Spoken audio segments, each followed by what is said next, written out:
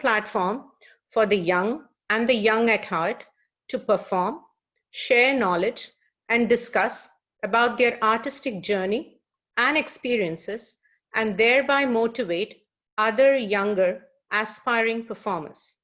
This is our premiere episode, and we have an enthusiastic group of panelists. Our panelists today are Aarthy Sundar, Anjali Prahala, Sharanya Vunnava, Shashank Iswara, and Sindhu Vasudevan. I would also like to invite Mr. Sridhar Kodela, who is our guest speaker for the latter part of this meeting. Thank you. Thank you, Sujata Auntie. Our topic for discussion today will be the Varnam, and we will discuss the Varnam from both the point of view of Carnatic music and Bharatanatyam as well. The word Varnam itself meaning color, and in Carnatic music, a Varnam beautifully brings together both Swaram and Sahitya passages to show many fundamental phrases or the color of a ragam. And in a Carnatic music concert format, typically a Varnam is presented as the first piece of the concert. Thanks for that introduction, Sharanya. So I was wondering, how does a Varnam aid a musician throughout their musical journey? So for example, can you talk about how you treated a Varnam when you first began learning Varnams versus how you treat it now as a seasoned performer? How do you use it in your practice and your training to help you?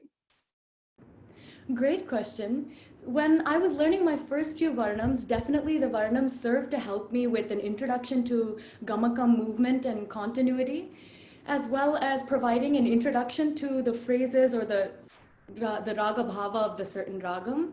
And now as I develop and I experiment with manodharma and concepts like that, the Varnam still helps me with my Gamakam continuity, which is forever important. But it also helps me because I can experiment with Kalpanaswara, Naraval, Raga Alapana, or even Tanam using the Varnam, as it encompasses a great subset or glimpse of a ragam. So Sindhu, could you tell us more about that, please?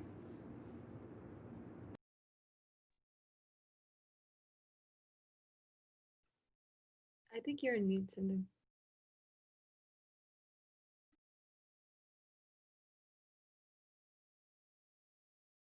Okay, am I audible?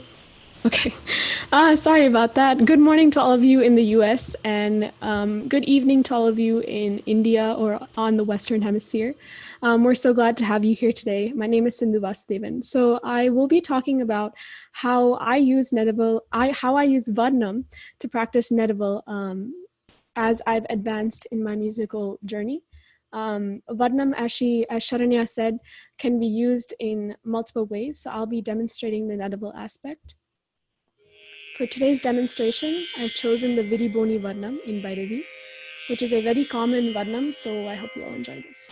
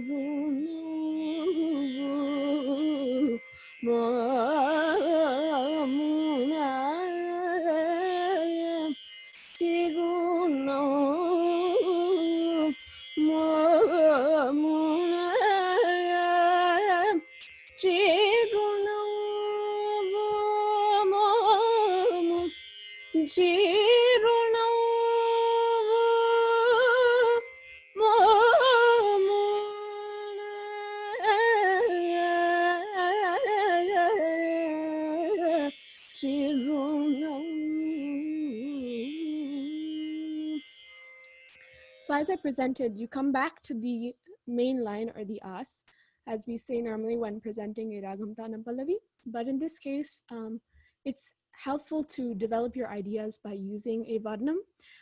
It helps you get introduced to that ragam and to the gamakam phrases and to the particular signature phrases, in this case, Bhairavi. So yeah, what do you think about this, Anjali? Yeah, sure.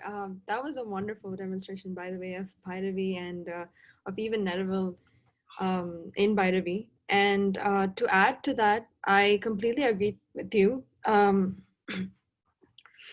I think Varnams are definitely very helpful for Manodharma, Swarakalpana, Ragalapana, just by how they were composed by various composers, and they have a lot of different Swaram patterns that you can adapt and use in Swarakalpana, Manodharma, Swarakalpana, Ragalapana, and Neraval. Another thing to add to what Sharanya said was Varnams are really helpful for your voice culture initially when you're learning.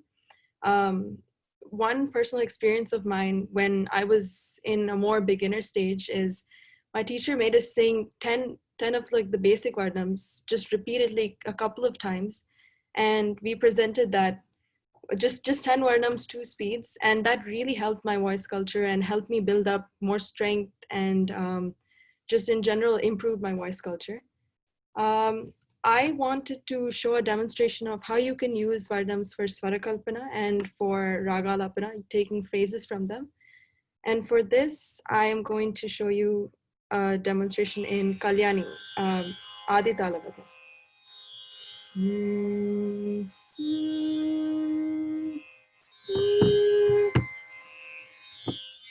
Ni lu paradi mohamaya ni lu paradi mohamaya pamagari damagari sari gama padani lu paradi mohamayani sadani sanida pagama pada ma padani luparadi mohamaya sari nida pamanida magari gama padani. So the same pattern, you can adapt it and use it with different swarams. And you can do this with any swaram. Like if I take the second swaram.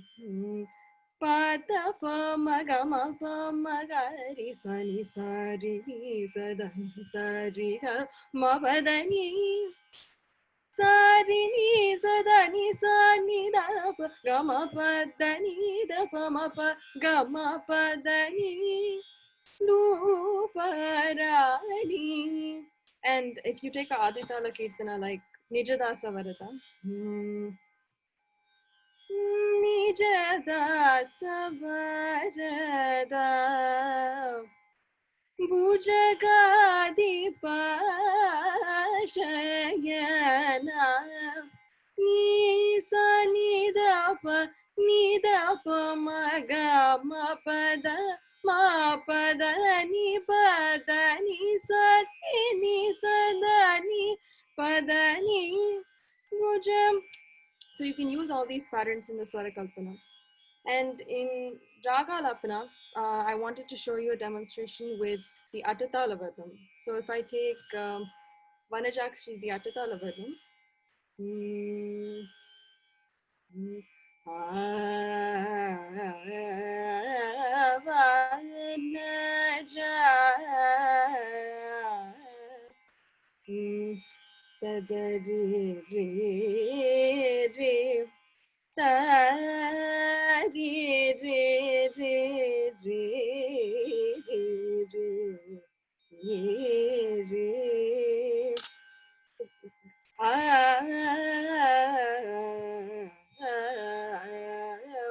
So I think one of the most helpful tips that I found for using Varnams for, I guess, Alapana would be singing the Varnams in Akaram. And this is very helpful if you sing it in first speed, second speed, and you can go incrementally increasing the speed. And this will help you in Alapana and Swarakalpana in many aspects. Varnams are a tool that you can use to enhance your Manodharmam in any stage. So yeah. I think one thing I've always wondered about the Varnams, and some interesting thing about them, is like the different types of Varnams and the differences between them. So maybe, I don't know, Sindhu, you can talk about that. That might be something interesting. Sure. So normally when we talk about Varnams in Carnatic music, generally we see artists presenting a Thana Varnam, sometimes a Daru Varnam, and sometimes a Pada Varnam. Normally in dance, we see Pada Varnams, which are most common. And so I'm going to present, and also I would like to add that there are different composers that have composed Varnams. A lot of times we see people like composers like Ponnaya Pillai, who are very prominent in Varnam compositions. However, there are musicians like GNB sir, who have composed Varnams with phrases that we don't see commonly in a lot of the compositions that are made today. So I'm going to present a short clip from the Ranjani Varnam, composed by Sri GNB.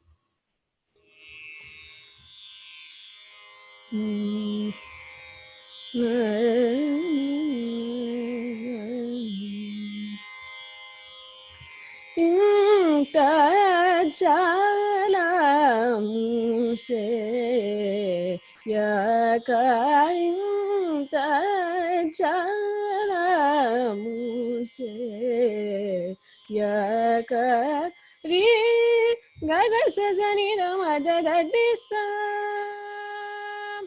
da madadi gaga sazani da madada disa Riga sani da maga maga sadi ga sadi sani da sani da ni da maga sadi da sadi ga da sani da mada da sadi ga sadi ga da sadi mada sadi ga mada sadi ga sadi ga mada sadi ga maga sadi sani da maga sadi sani da sadi ga mada sani da maga sadi ga mada inta chala. So phrases that are not only challenging, but we don't see in compositions today, such as riga, sa, riga, da, sa, riga. Those phrases are not seen as much. As you could see, it was a challenge. I had to think about that before I sang it, but it's definitely some beautiful, beautiful phrases in ragams like Ranjani. I think I will also turn it over to Sharanya to talk about different types of Varnams and how they've helped in both music and dance. Definitely. Beautiful presentation, Sindhu and Anjali, to demonstrate so many nice concepts. So for me, apart from helping with manodharma aspects of my singing, the talam has also been a concept that has greatly been improved by Varnams for me. So one of my favorite things growing up in class, with the group class, was when we would have been experimenting with the Tishram concept in our Varnam, whether it be an Aditala Varnam or an Atatala Varnam. As soon as we get the Chatushram first speed and second speed memorized and comfortable, whoever could get it in Tishram and land it first was always so much fun for us to try and experiment. So for that, today I will just take the Vasanta Aditala Varnam Ninnu Kori and present the first half of it using a combination of first speed, Tishram, second speed, and double Tishram.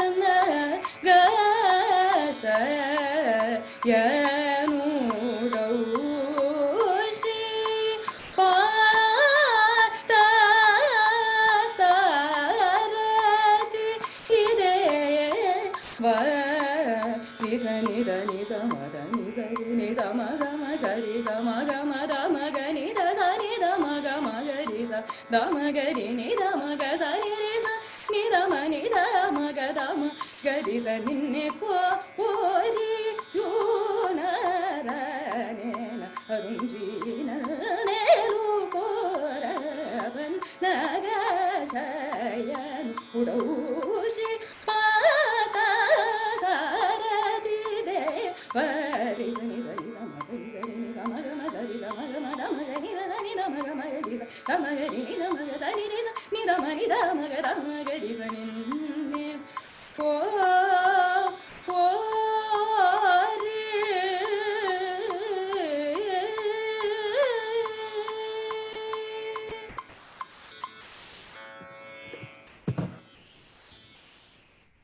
So here, I presented the first time through from the Pallavi to the end of the Muktai Swaram, combining with first speed, Tishram, and then second speed for the Swaram, and then presented the whole thing in a double Tishram. So concepts like this, and even more exist with Kandam, Mishrams, so many different fun Talam concepts you can utilize Varnams to improve upon. And one of the most important things about developing this Tishram concept for me was getting that feel for the Tishram before I attempted any RTP that involved Tishram in the Trikalam section was so helpful for me, because at that point, there's so many Manodharma aspects and so many things involved with an RTP that it makes it much easier for me, made it much easier for me as a student to start out with the Varnam when practicing such things. Now, this Trikalam concept itself has always been one that has fascinated me so much, with whether it be from the slowest, the half speed, first speed and second speed, or involving Tishram. And this Talam and Trikalam concept has not only presented in my journey as a singer, but also as a dancer. And the Talam concept is one of the most important things on the dancing side as well. So Shashank, would you mind explaining a little bit more about the Trikala Jati from a Bharatanatyam point of view? Definitely, yeah. So I think if any viewer of any dance Varnam will notice that the very first thing you'll see will be what is called the Trikala Jati. And the defining quality of that is, like Sharanya was saying, that there's 3 talams. You start with the first speed, and you go to the middle speed, and then you go to the quick speed at the end. And I mean, a lot of people might think when they see it, the hardest part is always the fastest part. That's not always true. It's often more difficult to have control over your body at the slower tempo, and then Trikala Jati is a great way to demonstrate that control at the slow tempos and things like that. Which hopefully I will demonstrate that control when I do my demonstration right now for Natak Energy Varnam, for the Trikala Varnam, and I chose that one mainly because I think it's very definite in like the slow, in the middle, and fast speed, so it'll be a good thing to show right now. Sec.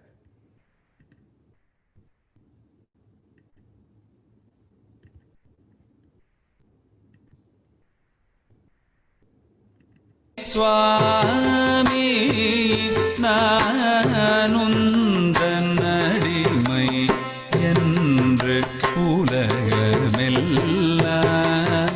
அறியுமே சுவாமி நானுந்தனடிமை என்று உலகமெல்லாம்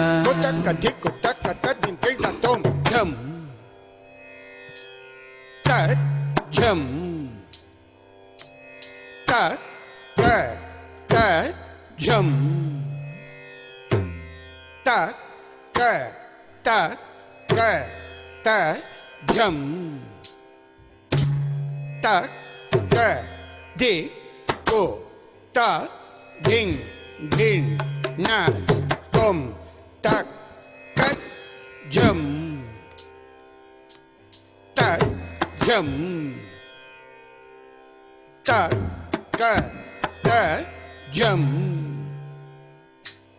ta ka ta ka ta jam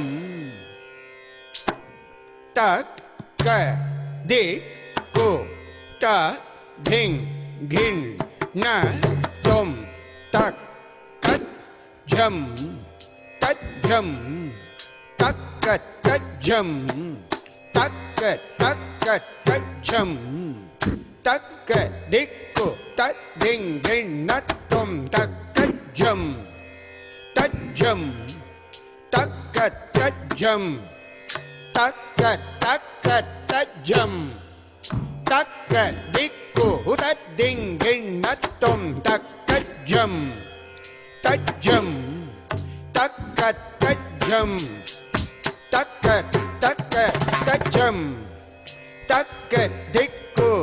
ding gin natum taka jum tajum taka tajum taka taka tajum taka diku dat ding gin natum taka jum tajum taka tajum taka taka tajum taka dik taka gin natum taka jum tajum taka tajum taka taka tajum taka dik taka gin natum taka jum tajum taka tajum taka taka tajum taka dik taka gin natum taka jum tajum taka tajum taka taka tajum taka dik taka gin natum taka jum tajum taka dik taka gin natum taka jum tajum taka dik taka gin natum taka jum tajum taka dik taka gin natum taka rum tajum taka dik taka gin natum taka jum tajum taka tajum naka tajum kirtak tajum jam tajum jaka tajum naka tajum kirtak tajum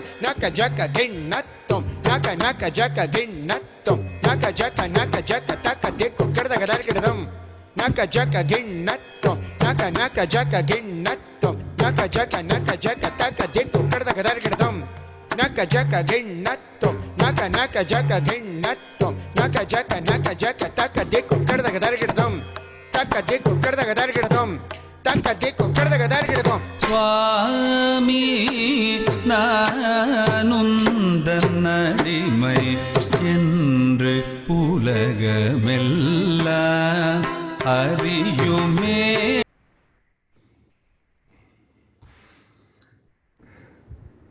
Beautiful, Shashank. That's such a clear demonstration of the different like columns that from the slowest speed to holding your pauses and everything. It's definitely true that it doesn't make it easier to slow it down. And I want to add, I love that the choreography stayed very consistent throughout first speed and the third speed. So we can really see the progression of how the steps are treated in the different speeds. So very nicely done. I agree. And I think it gave all of us a visual understanding of how all the three jatis, aside from just singing it, we get to see it. And that's a great way to learn. Like, visual is a great way to learn. Aarthy, I was wondering if you can talk more generally of how Varnam is used differently in dance versus in music when they sing in a concert or for recording. Sure. So, so one of the main differences between Carnatic Varnam and Varnam specifically sung for dance is that, as we briefly mentioned before, the Carnatic Varnam is used to start off a kacheri, whereas the dance Varnam is the main piece of a Bharatanatyam Margam. So it's usually the central piece. There's usually a build-up towards it, and then once it's done, there's a like a decrescendo, if you will, up till the end of the program. So as the central piece, the dance Varnam tends to be anywhere between 25 to sometimes 40 minutes long. So it's a very, very involved piece that incorporates both pure dance, which is nritta in the form of jatis, which is what Shashank just demonstrated for us, as well as swarams. And also the abhinaya aspect, which is the expression or storytelling aspect of it that comes in between all the jatis and the nritta. So typically the way that dance Varnams are structured, and as I think Sharanya was mentioning beforehand, or I know, maybe it was Sindhu, I'm not sure. But so Pada Varnams, typically they start with the Trikala Jati, and then there's the Pallavi, and then there's another Jati after the Pallavi, then there's the Anupallavi, then there's another Jati, and then some Varnams go straight into the Muktai Swaram and the Muktai Sahityam, but sometimes there are other stanzas that come even before the Muktai Swaram and Sahityam to just extend it more. And the reason is because as a visual art, you know, we need a lot more time to depict these stories in different ways to give you different, you know, imageries that, you know, the audience can really understand what the dancer is trying, or the composer of the music is trying to communicate. And we'll go more in depth about that in a little bit, but that's just in general what Varnams are in dance. Sindhu, I think you can maybe talk a little bit more about how that storytelling aspect comes into play in Varnams. Sure, absolutely. So like Aarthy aptly said, it is normally in a Varnam, you use abhinaya, you use nritta, you have to have stamina, you have to have endurance. And I think a lot of things that we look over is the mental aspect of dancing. Before you go into Varnam, it's really important that you get in that mindset of, I'm going to do this Varnam, I need to be in this space, I need to be alert of everything that's going around me. I'm gonna particularly speak about the abhinaya aspect. In a Varnam, generally, we try to use one line and show different interpretations of that same line. So I have chosen the Mate Malyadwaja Varnam in Kamas, a Daru Varnam, very popular Varnam of Harikeshna Lulmutte Bhagavatar. And I'm going to show you how you can use one line in different ways. This also touches on how a dancer should be very particular about knowing exactly what each word means in a dance, especially for a Varnam. That's very important. Just one second.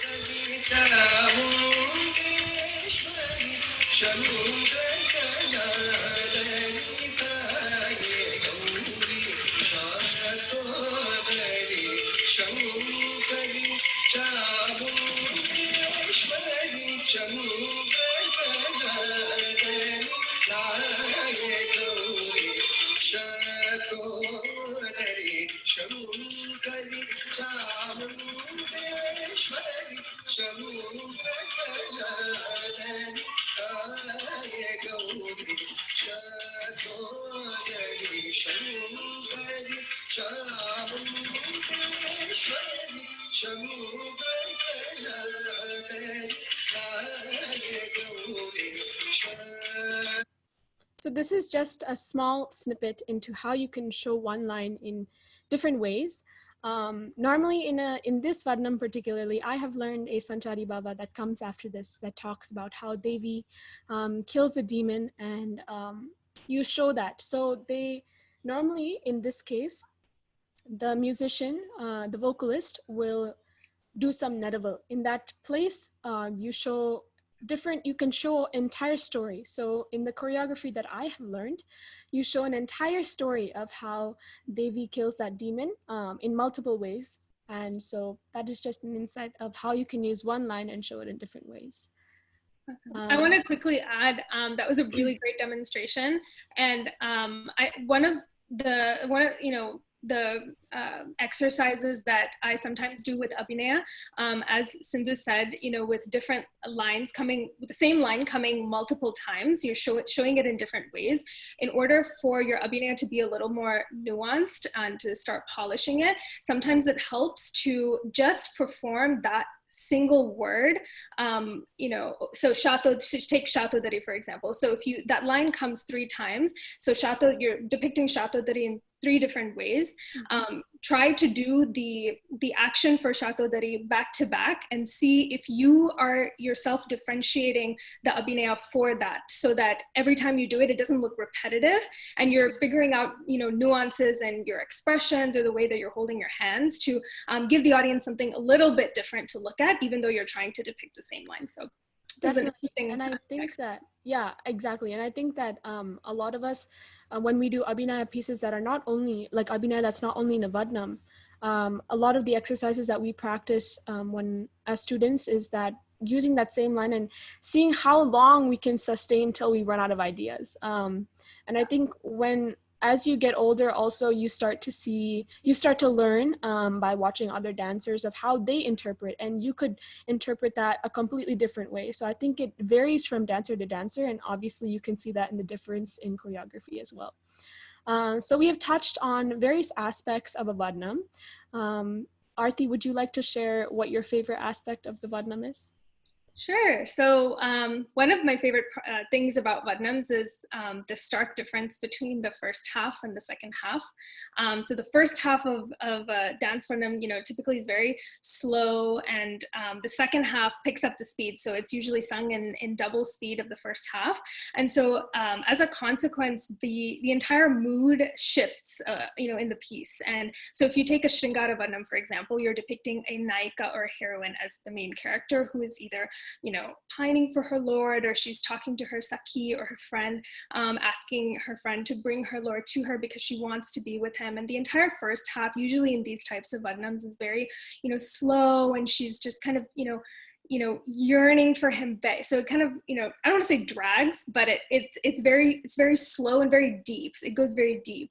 But then the second half, once it picks up and that speed picks up, the entire mood changes and her character shifts just a little bit, that main heroine. And so the challenge as a dancer is to maintain the same character, but showcase how, her approach to talking to her Sakhi or talking directly to her lord changes just a little bit. It becomes a little bit more emphatic, and she is more vocal in saying, come here, I want you to be with me, this is what I want, kind of mood shift. So I will demonstrate a short clip of the Riti Gaula Varnam that's choreographed by Srimati Rama Vaidyanathan. And it's just the second half bit that incorporates that first jati that you see that marks the second half, and then just the charanam. Sure.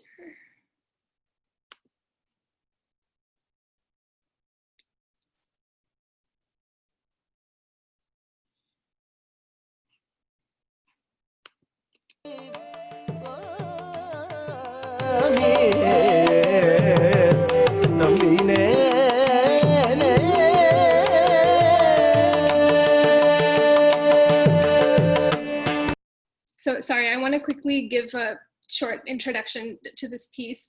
The Nayika is essentially saying, in this second half, she's saying to her lord, you are my breath, you are my savior. So that comes in many different ways. And she's in the second half, she's saying that a lot more emphatically than what she was saying in the first half, which is, how she's being affected by, the absence of her lord. So.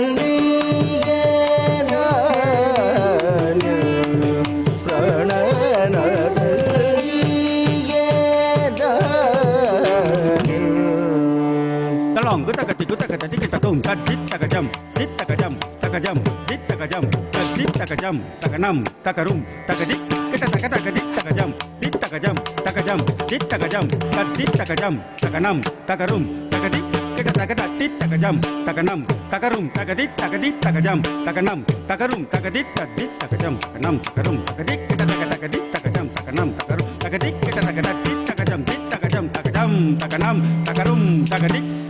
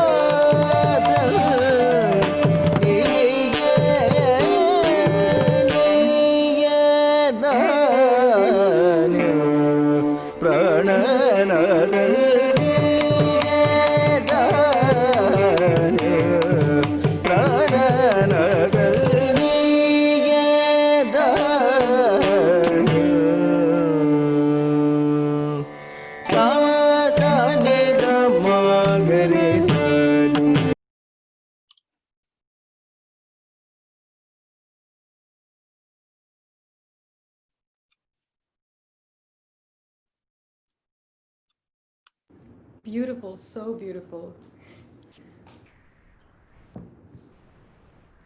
That was lovely, Aarti. I think we all learned how you can use that transition as a way to regain energy. I know that when I have performed Vadnams, normally in that first half you finish and you put your full energy in, and that second half starts and you're ready to go again. It's an adrenaline rush. So I don't know, is there anything you wanted to add? So I know that we've been talking a lot about, with the music aspect, how important it is to,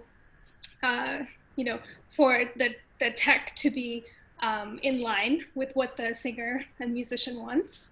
So I think we can talk a little bit about, what those requirements are and how we can communicate best with, technical directors and sound engineers to make the sound come out the best. So we have with us today Sridhar uncle. So I'll give you a short introduction of Sridhar uncle. Thank you so much for joining us. As an IT director by profession, Sridhar uncle has been involved in many volunteer organizations. He's held various roles in local and national organizations like Tantex, IANT, Dana, and MATS. He served as president of Tantex in the year 2002. His audio journey started with Telugu Association of North Texas, or Tantex, when he took over the audio duties in 1996 as a committee member. Over the years, he gained the skills from making mistakes, learning from YouTube videos, and when the opportunities came up to work with professional live sound engineers in the past. Sridhar uncle handled the audio management for the Indian Fine Arts Academy music concerts from 2017 to 2019. He has been volunteering at the Karya Siddhi Hanuman Temple over the past 10 years in various capacities. Being a part of the audio team, he is experienced in handling various programs held at temples, including the Puja Sri Ganapati Sachidananda Swami's vibrating bhajan sessions with a team of orchestra, healing music concerts by Puja Swamiji, and concerts by various visiting professional artists from India. So thank you, Sridhar Kodela ji. I'd like to turn it over to you now. Thank you, Aarthy. Thanks for the nice introduction. One thing I got to say before I start, you guys did really well, and you'll be a really tough act to follow for me. So I'll just stick with the technical side of it because I can't carry a tune or a dance to save my life. So we'll stick with the technical aspect of it. And I want to thank IANT for giving me this opportunity to share the few technical items that I learned over the years. So I'm trying to share the presentation.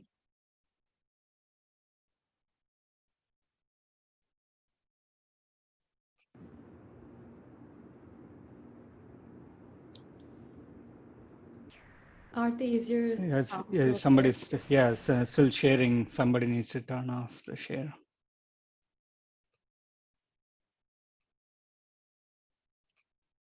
Yes, okay, that's good. Is that better? Yeah, that's better. Thank you. So I'll be starting with primarily covering today will be just the IT information aspects of it, what you need to talk to the audio engineer, and I'll go through with some basic concepts first for the benefit of the audience, if they're not up to the speed on that. But overall, I will only be talking about, as an artist, what will be beneficial for you to know so that you can communicate with the audio engineer to get the best out of your performance. You may be the best artist, but if the sound engineer and the technical team are not in sync with you, the performance will always be degraded.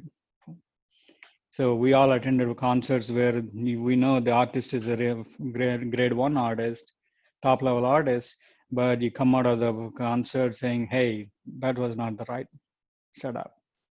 Okay.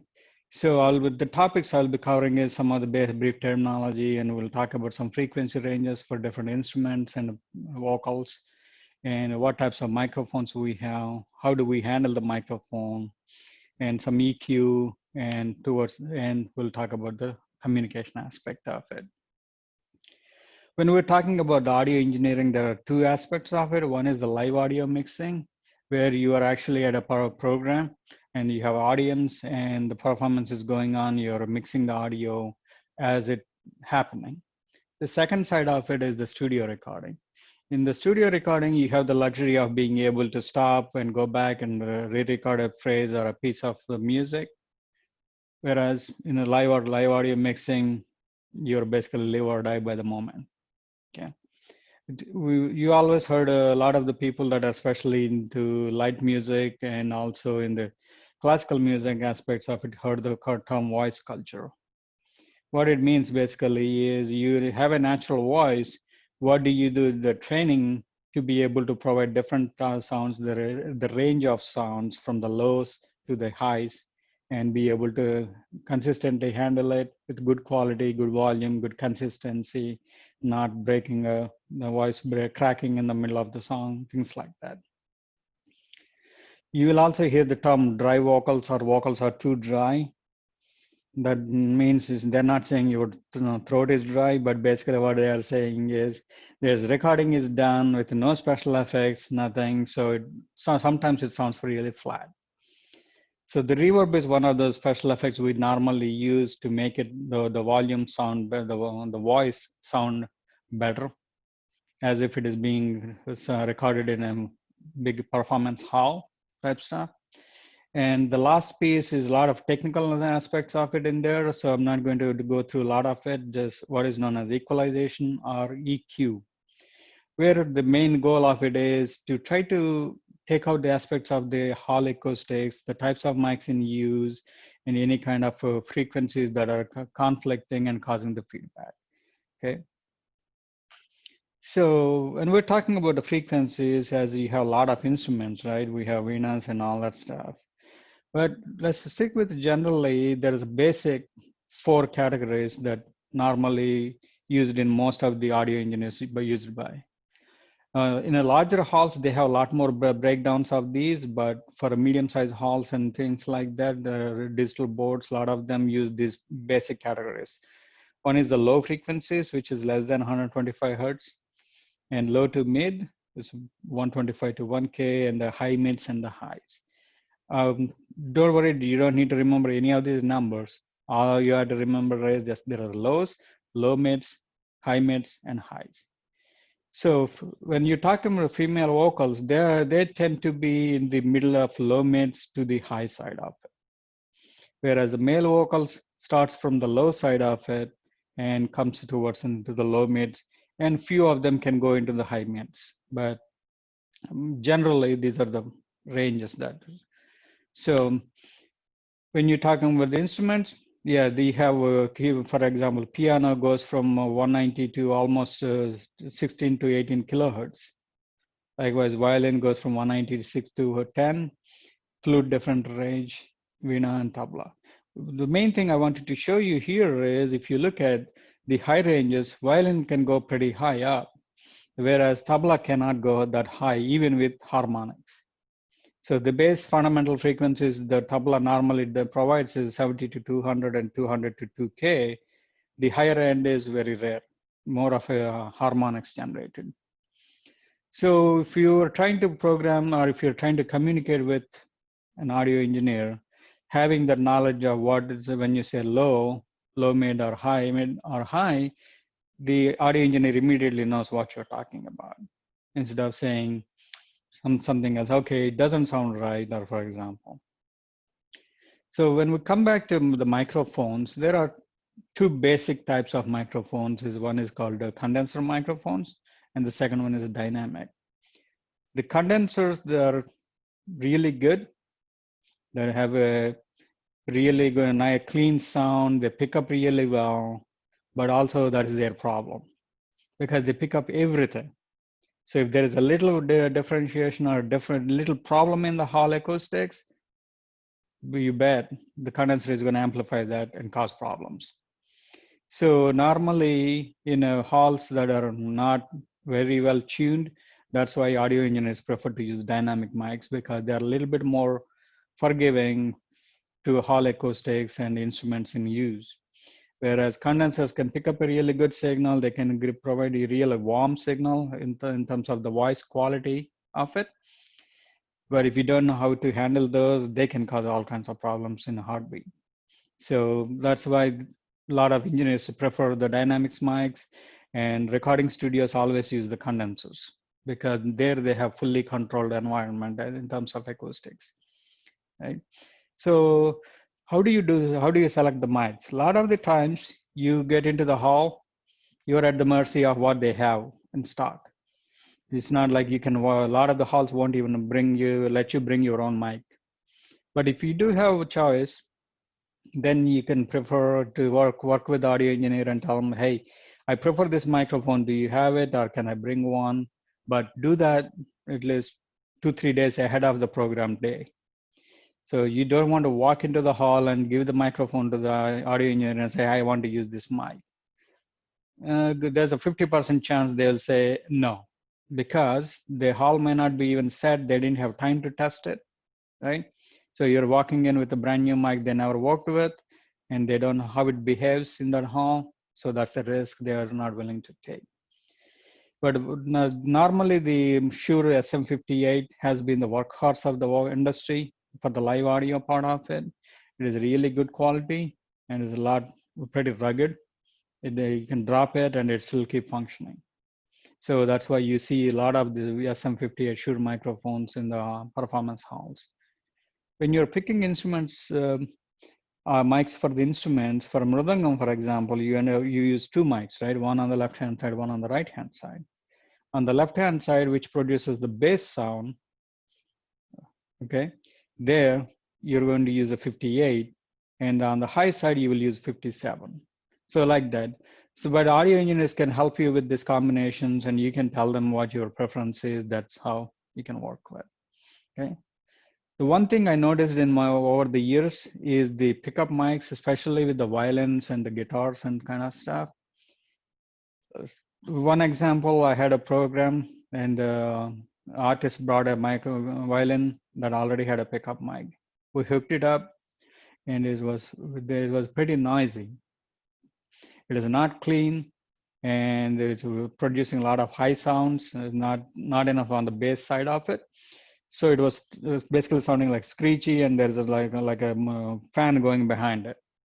So at that point, there's nothing we can do to fix that because that is inherent to that microphone.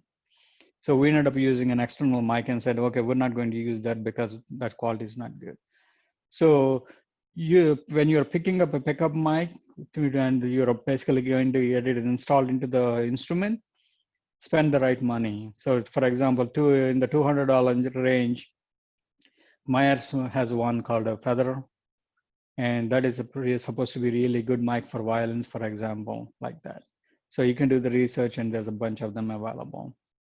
And once the pickup mic is connected into the instrument, that goes connected into a direct box, or DI box is what is known as. So if you're going to go into a hall and you have a violin with the instrument pickup, let the audio engineer know ahead of time, hey, I will need a DI box. That way they know they'll be ready for it. You walk in there and say, hey, I need a DI box. Hopefully they have one in the facility. If not, they'll say, sorry, we don't have one. And then at that point, you're stuck. You'll have to use the external mic, okay?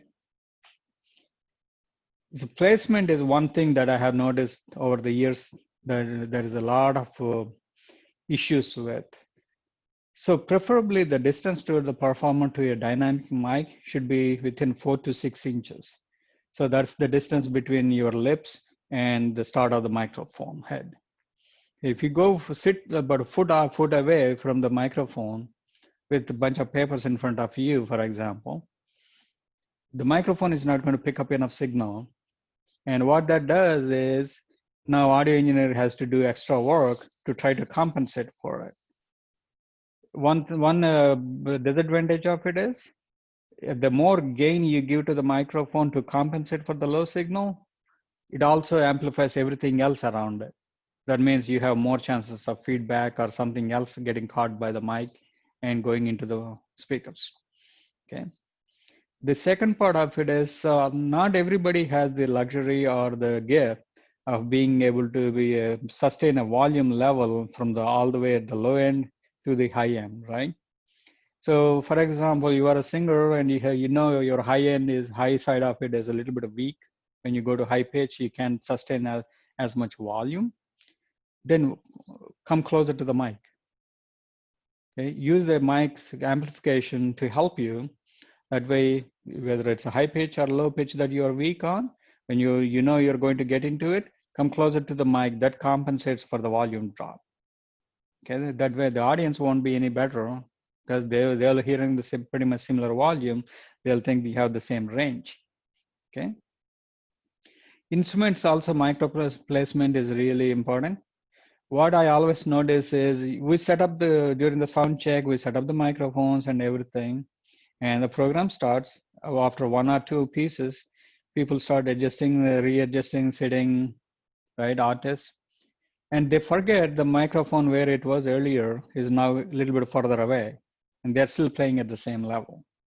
That means in the hall, the volume level dropped for that instrument. So same thing with the even a bigger problem with mridangam, because you have two mics to monitor it and on that one.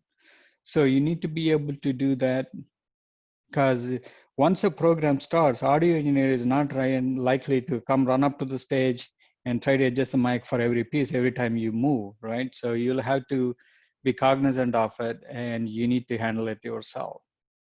Okay. And the monitor part of it is always a challenge. Every instrument or every artist wants there to be the loudest in the monitor. We all have our own bias, right? Our favoritism.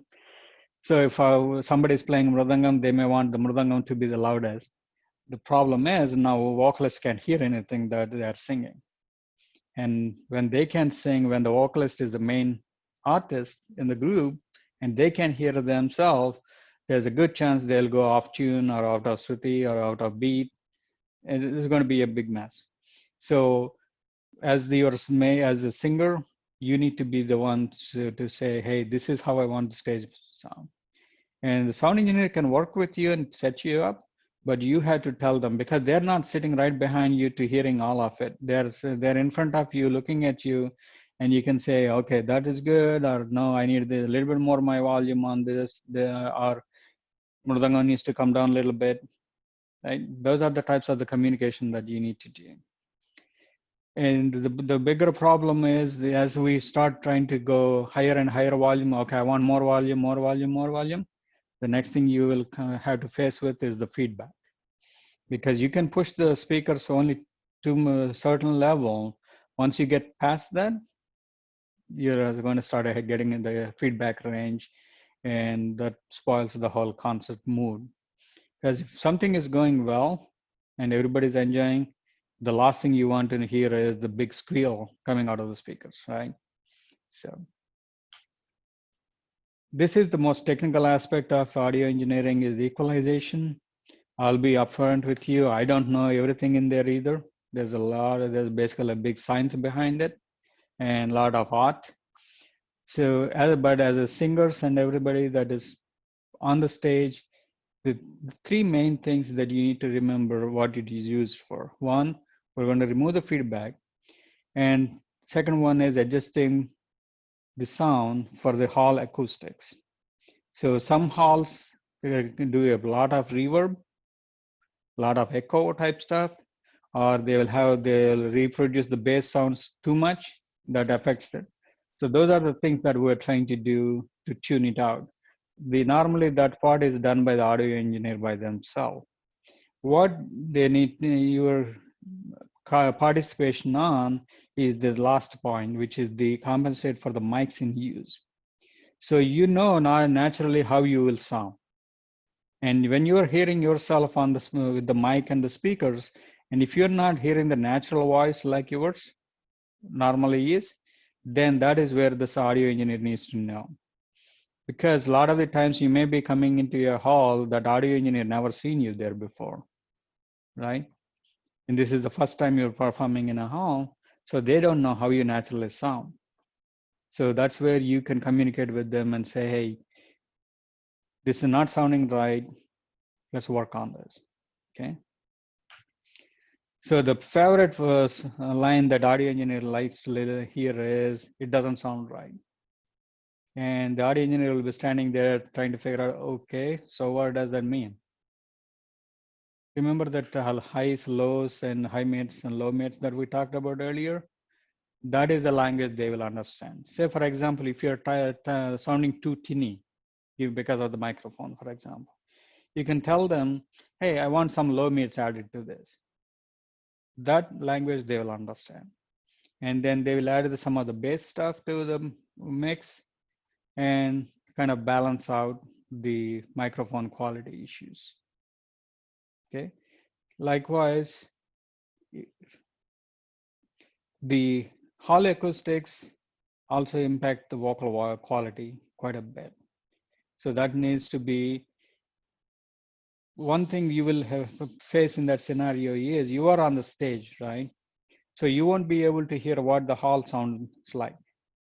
All you are hearing is the sound coming from the hall when it reverbs from the back wall and coming forward, basically echoes off of the back wall. That's not the actual true sound. So you may want to get one of your family members or somebody who is knowledgeable with this and sit in the hall and kind of give you indications on how it is sounding. You need to do this or increase the volume, increase the mix, things like that.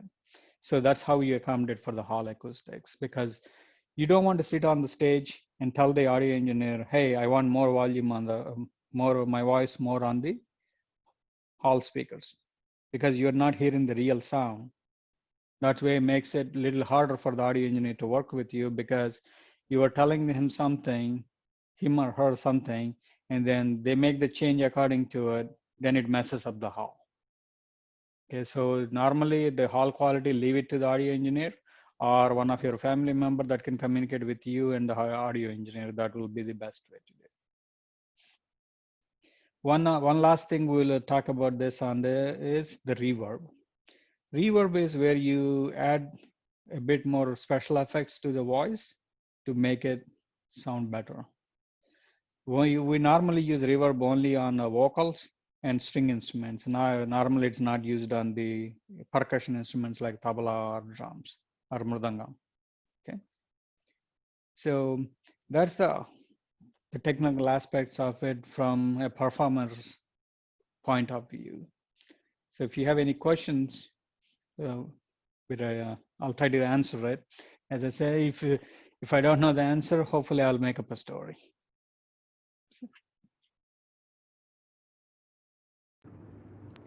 I wanted to quickly say, for those who are watching in the audience, you can feel free to ask any questions to Sridhar uncle or any of us if you have any questions. Yes, definitely. And in the meantime, I want to say thank you so much for that wonderful presentation, Sridhar uncle. There's so many of those points are so vital in the presentation as a musician, because so much of our presentation is dependent on how the sound system is working on the day of the performance.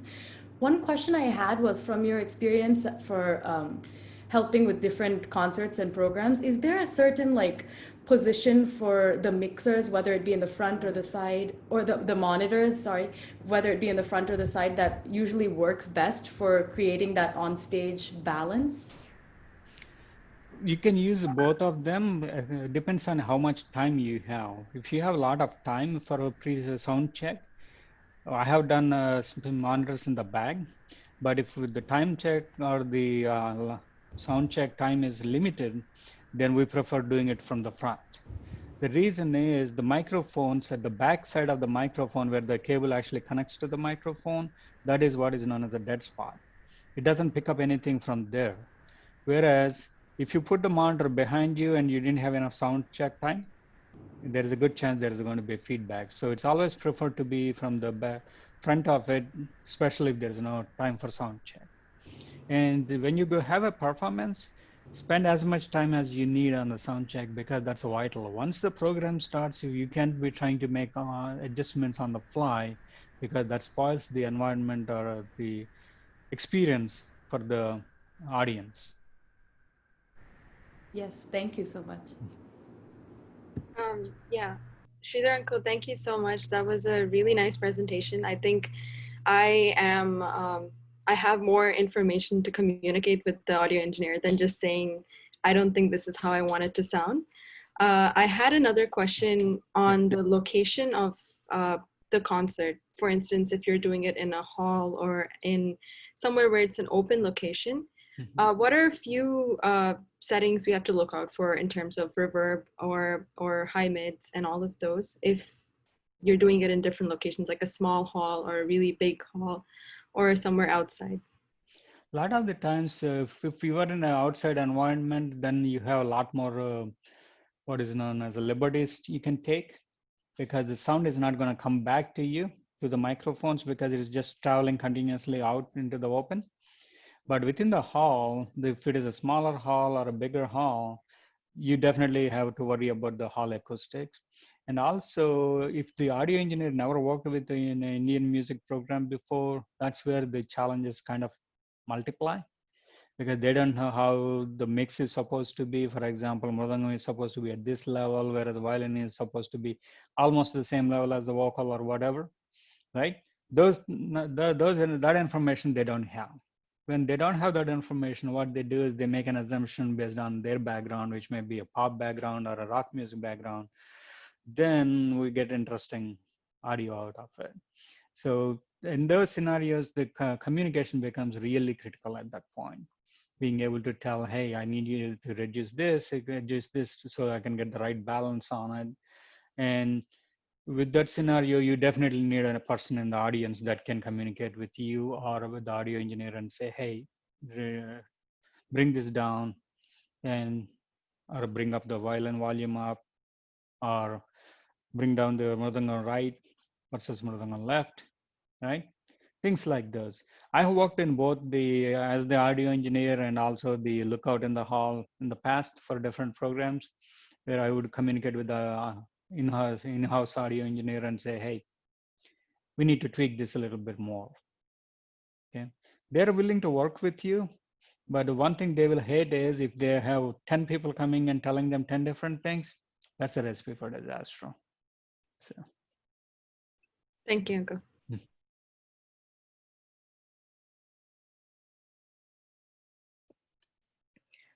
Sridhar uncle, I had a quick question. I don't know, do you have any experience doing,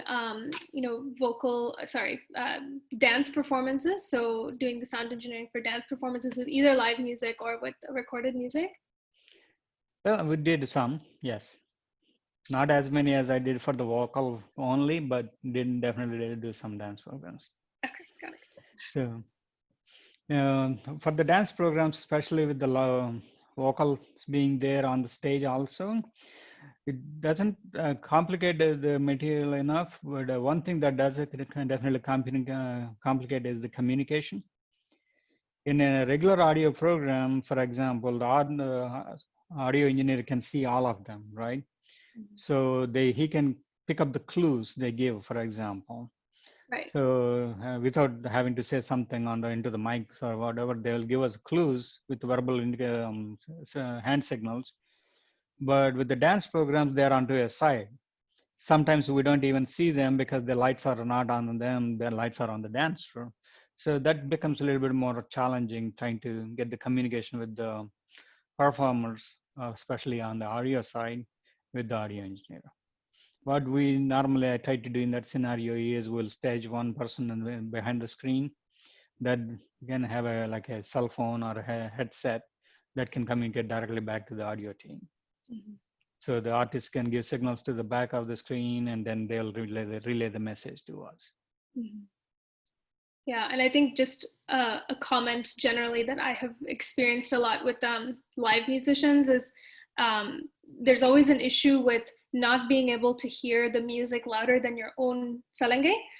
which is really, really distracting, especially if you hear like the stage sounds and the salange and it's drowning out the music, so you can't stay with the music. So that balance is always, takes a while to strike that balance before, starting the program. Yeah, definitely. That's the complication with that is normally if it's just a vocal program, we'll put the additional monitors in the front, as many as we want. But with the dance program, there is an area that is reserved for the dancer. So you kind of limited to the periphery of the stage to be able to put the speakers or the monitors that sometimes they may not travel deep enough onto the stage.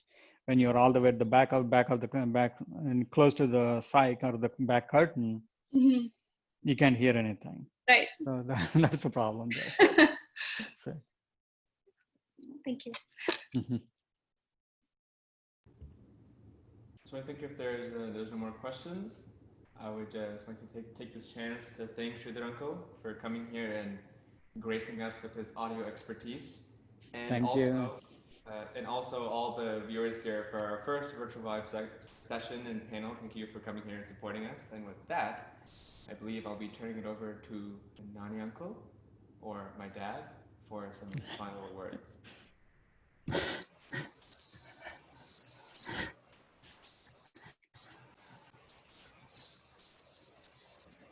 Yeah.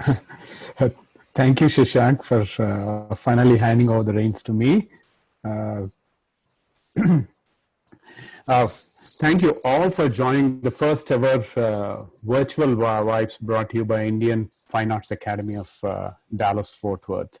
And during this pandemic, all of us learned to reinvent ourselves as artists, just like some of our panelists here, as well as Rasikas. This is one of the finest examples of having an event going live and then having a panel discussion. And all of us got to learn a lot from each of these performers, and also a lot more from Sridharji. As you may have figured out, the panelists today are all dancers and musicians. Aarthy is a Bharatanatyam dancer. She's also trained in Carnatic music. Anjali is a Carnatic vocalist. She also accompanies dance for vocal support. Sindhu is a dancer and also a vocalist. Shashank is a dancer and also a percussionist, as a mridangam player. And last but not the least, Sharanya is a Carnatic vocalist, very well known to all of us, and also a Bharatanatyam dancer. We're really honored to have Sridharji for sharing his sound engineering knowledge for the benefit of all of us. Anyone who has or who will be performing in Dallas Hanuman Temple would know how Sridharji would actually strive towards making sure that everyone sounds better than what they usually sing. So thank you so much, Sridharji, for that. It's a team effort always.